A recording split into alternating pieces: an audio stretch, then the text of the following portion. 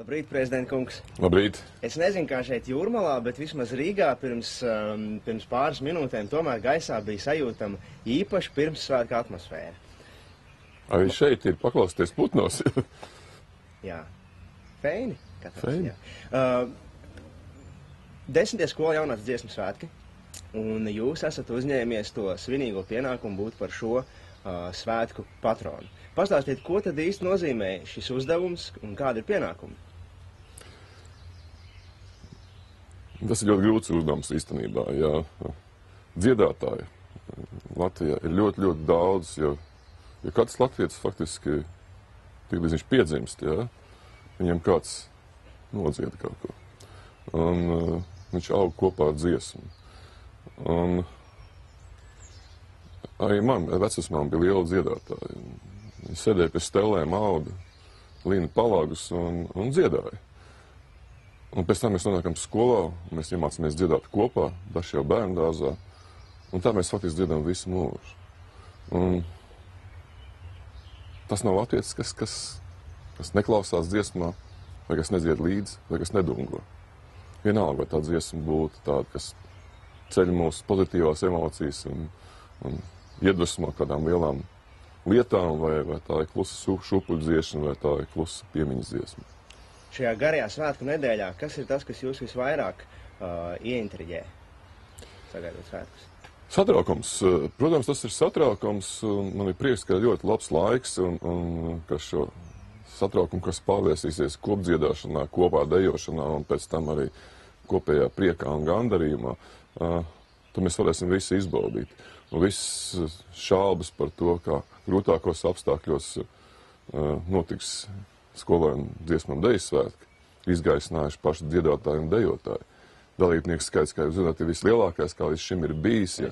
Un, ja es jautāju bērniem, kas jūs mīļākā dziesma, sevišķi tiem jauniešiem, kam ir 6, 7, 8 gadi, viņiem ir atbild bēdi, man liela bēda, tad droši ar dziesmu mēs ne tikai pārvaram savas grūtības, bet arī droši ejam uz priekšu saviem sapņiem. Vai arī jums ir kāda mīļākā dziesma? Man grūti teikt, kas ir man mīļākā dziesma, tas, protams, ir atkarīgs no mana garstāvokļa, bet katram garstāvoklim es varu atrast kādu dziesmu, kas man dod mieru, veselai, ja, un tajā pašā laikā garam, zināms, spēka dēlu. Runājot tieši par skolu jaunatnes dziesmu svētkiem, kas norisinās jau 50. gadu, vai jūs pats arī esat piedalījies vai kā atbalstījis šos svētkus iepriekš? Pirmā klasē mums visiem pārbaudīja dziedāt prasmes un spējas, un es tikai iedalīts rūcējos, bet tā pozitīvā lieta bija, ka arī rūcējiem bija jāiet uz koru, tikai viņiem bija cits kurs, un skolotājs strādāja drusku savādāk. Viņš centās arī rūcējiem iemācīt dziedāt. Un tas viss vainagojās ar to, ka esmu piedalījies arī vienos no skolēnu dziesmu svētkiem kopējā korī, un, protams, es to visu laiku atceros, jo mums tieši tā bija. Mēs bijām kopā, mēs bijām jautri, mēs bijām uz estrādes, mēs blēņojāmies uz estrādes, bet mēs arī ļoti uzmanīgi klausījāmies un skatījāmies uz diriģentu, un mums bija gandarījums par šo kopējo skaņu, kas veidojās Mežaparka estrādē. Vai tajā laikā bija arī gājienas svētku? Nē, tajā laikā gājienas nebija. Mēs devāmies tieši uz skatuves, bet bija gana labi. Runājot par pašu rūkšanu, arī es esmu viens no tiem rūcējiem, vismaz runājot par baritoniem un basiem, un izrādās, ka mums ir kaut kas kopīgs, jo abi esam dziedājuši korī, kur diriģējusi ir leģendārā Marija Brazovska. Man tie bija kādi 7, 8 gadi, jums iespējams vairāk vai mazāk. Kādas ir jūsu atmiņas par šo laiku, un vai varat pastāstīt ko interesantu? Nu, Marija Brazovska ir tāds fenomens, kas skolā no dažiem koriem izveidoja vismaz 6, 7, man grūti pateikt, cik korus, bet katrā ziņā visi dziedāja, un dziedāja kaut kādam mērķim tiešām piedalīties šajos dziesmu svētkos. Un pēc pagājušo dziesmu svētku gājienā varēja viņai pamāt ar roku, un bija liels gandarījums, sakot savā skolā, es teicu, redziet, kā Brazovska aizgāja, tā koru skaits ir sarucis apmēram līdz 1, ja, un tas pats nepiedalās lielās svētkos. Tā ir personība, kas visus aizrauja.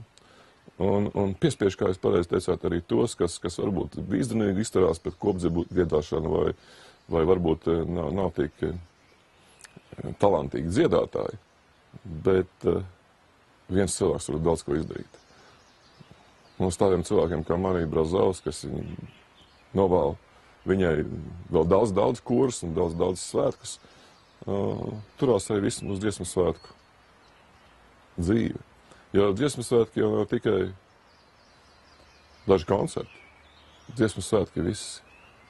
Tie pasākumi, tie mēģinājumi, tie daudzie mazākie dziesmu svētkiņi, ja, kas notiek tajos 4-5 gados starp lielajām estrādēm. Tas jau ir dzīvesveids, tas vairs nav tāds tikai atsevišķs notikums. Taisnīgi. Jūs tajā laikā esat spēlējis arī bungas. Ko tad bija grūtāk skolas laikā darīt, noturēt to meldiņu korī, vai tomēr sist ritmu?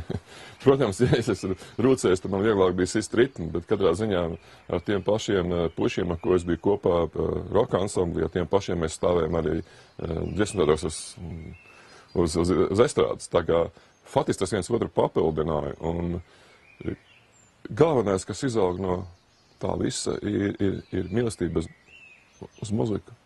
Un par to jābūt pateicīgiem tiem apstākļiem, ja? Tiem pašiem skolotājiem, tiem pašiem klases biedriem, tiem pašiem dziesmu svētkiem.